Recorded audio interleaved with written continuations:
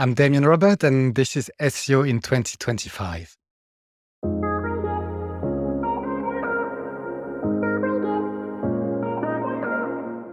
Damien, what's your number one SEO tip for 2025? It's to embrace search experience optimization more than search engine optimization through the lens of web accessibility and a simplified web state. Search Experience Optimization. So does that just mean it's a combination between search marketing and web accessibility? Yeah, it is. It is. So my advice would be really to focus on web accessibility and take it as a cornerstone of a better search experience. So when we talk about search experience optimization rather than search engine optimization, we're putting the user first, which is not a new story, but we're really looking at all the search experience of the user from the beginning of the query search to the end, the conversion, and sometimes even up to brand loyalty, I would say. Okay, so would you say that search marketing and web accessibility have only recently become linked, or should have been linked a long time ago? They have always been linked. I always say that SEO has been born from web accessibility and not the other way around. Everything that we do in the SEO field, let's say every SEO ranking factor we're talking about, most of them have been designed for web accessibility at the very beginning. And we're talking about optimizing for a search engine, which is an emulation of a deaf-blind entity, let's say. So that's why web accessibility always been the core of SEO, but it's been forgotten and put aside for a lot of different reasons. Sometimes because people think it was too complicated, or sometimes because people think that it was optional and only targeting a few amount of the population. Lots of different reasons put it far away from our accessibility. But today, and especially in 2025, it is going to become a hot topic, web accessibility, because of this new law, the European Accessibility Act, coming into force at the end of June 2025. And because of that, people are going to feel forced to embrace web accessibility when actually it can just be the cornerstone of their SEO strategy in 2025. So as we're focusing on defining terms, let's introduce another one, and that is web inclusivity. Is there a difference between web inclusivity and web accessibility? I wouldn't say so. They're really related. I mean, W3C, for example, they put accessibility, usability, and inclusion in the same package, let's say. They're all interlinked, and they mean almost the same thing. So I wouldn't really make a difference between the two. If you improve your web accessibility, which is probably more technical term, you would become more inclusive in terms of web or SEO. We are talking about SEO inclusivity these days too. I've read lots of articles about it. Okay, and the cornerstone of this, of course, is creating an experience that makes everyone feel welcome. So how do you create an experience that's welcome to everyone? Well, you just give options to people. That's the first little tip to have. It's how can I get my content be digested in different ways, but the same content? So rather than multiplying the topics and spending lots of time doing that, a better idea in 2025 would be to actually take a piece of content and make a video out of it, or make an audio file out of it, or an infographics with the same content. Give option to people, or something sometimes the same content in a simplified way in terms of readability could be a good option too. So give options to people. So make sure that you include everyone and don't focus too much on certain people with disability or certain disabilities, but we try to be the most universal possible. I always take the example of what we call the Cobb curve effect. It's when something is working for people with disabilities, you have the best chances that it's going to work for everyone else. And I can give you a very easy example is automated doors, for example, in the physical world. No one questioned them anymore because they are of use for everybody without exception. Did you know, for example, that also the electronic toothbrush was designed for people with disability need? at first, and now nobody questions it anymore. So let's just transfer that to the web and try to think universal design, as we can say. Sometimes we can use the term and see how giving options to people can make all your users welcome to your website. We're like focusing on the welcoming aspect more than on the discoverable aspect that we have focused so much the last years. But does technology not make the experience equal for everyone anyway, without having to produce any additional forms of content? For example, if we have a page of 1,000 words, do we really need to create a video out of it and an audio file out of it? Do we not have technology that will simply read the content to people that prefer for it to be consumed that way? Well, it will. It is evolving a lot, but technology doesn't work on its own. So if you don't work on your foundation, if you don't show the path, this is not going to work. Assistive technology, and I'm using it almost every day to check my websites.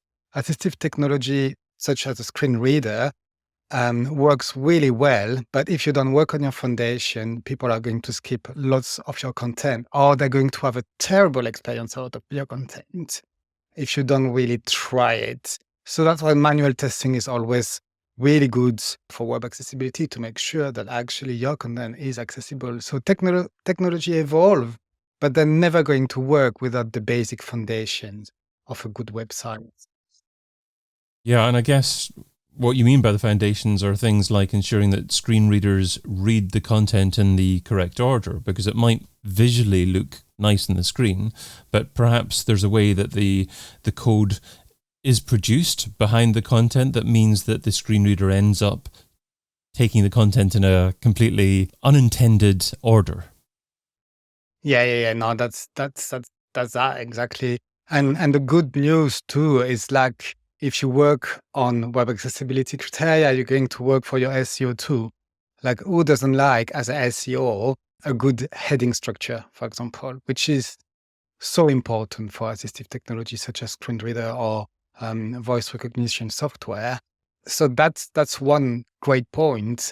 But we could also think about, like, the color contrast, and the people using assistive technology or not for color contrast, for example. It can depend on your environment. If you are in a darker environment, you will be very happy that people have thought of the color contrast for web accessibility on a website. If you have forgotten your glasses all day and you go to work, you're going to be very happy about a good color contrast on a website too. So is it only SEOs and UX designers that need to be aware of this? Or is this the information that needs to be shared with many different marketing channels? I mean, for example, paid search. Does this impact paid search as well? That's an amazing question, David, because I wanted to talk about that. Search Experience Optimization, for me, is reconciliating PPC, pay-per-click, and SEO finally. It's always been, like, very difficult for the two work streams to work together. I've seen that in big global corporates. It's like they are at odds with each other sometimes. They're sometimes working in different departments. One is IT, the other one is marketing. If you think search experience optimization, you're going to think PPC, paid search, and SEO in the same times, and marketing too, brand creation, for example. You need really to go back to manual testing a little bit, and go yourself on Google, maybe with a screen reader, even better, and see what you see.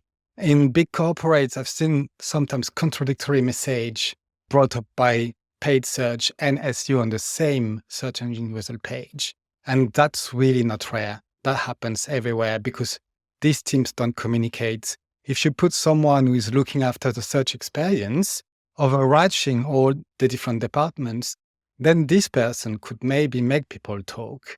This is maybe a new idea for 2025 in some big corporates, but that could work if you have a search experience lead or manager or director, whoever you want to have there. That would be a major difference, and probably going to unravel quick bugs to fix or contradictory messaging and so forth. Talking about unraveling, what are some key aspects of web accessibility that big brands often get wrong? Well, the color contrast, basically, first and foremost. Some branding, even the branding is not accessible for big brands. I think that's the stats is like more than 90% of the homepage of the top 1 million websites on the web has got like error in color contrast, So that's the number one. I think if you really look after your color contrast, it's going to go through your branding, through your message. It's going to unravel a lot again. I would put that number one, definitely. So how do you measure the impact of introducing better web accessibility? Well, not really differently than what we measure otherwise with SEO. So you're going to measure the user engagement, as it improved. Because if you focus on web accessibility, your user engagement should improve. It should remove barriers for lots of people and not only people with disabilities. This is really a universal strategy to think more, a universal strategy more than like a targeted strategy for a group of people. So you will see that in your user engagement, of course, maybe on brand searches too, because the cohesion of your brand is going to be better. As SEO, it's been years, we always said we are doing more than SEO when we do SEO. And we know that. That's something that people are always repeating. We're interested in the brand message, in the brand promise, in everything. And I think that search experience optimization is a little bit like more overarching than just like search engine optimization. And finally, maybe people will feel like at their place and try to use like wider measurement really to see the impact of their work. Can you put a financial value on improving user experience? Well, you can put different financial value. If we talk about web accessibility and we talk again about this law next year in 2025, the Urban Accessibility Act, we're talking about compliance here. So there is a direct financial value is to avoid the fine.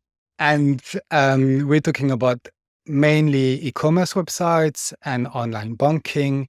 But this is the first step to me. There is a real shift in terms of accessibility understanding in the virtual world that we're going to see more and more. So next year for me is like the first new law of a series of different new laws or reinforced law, because of course in the UK, for example, we've got the Equality Act, but it hasn't been taken seriously enough by people because the corporates haven't been fined by this legislation. But tomorrow, if the EU is starting doing that, of course, all the different countries are going to follow for the benefit of all.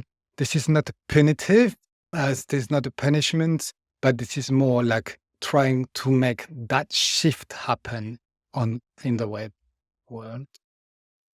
Got you. Okay, so sometimes the stick is necessary and more powerful over the carrot. Yeah. Sometimes we need a little bit of everything, and definitely legislation is working really well in the accessibility world because, again, it's been overlooked by lots of different reasons,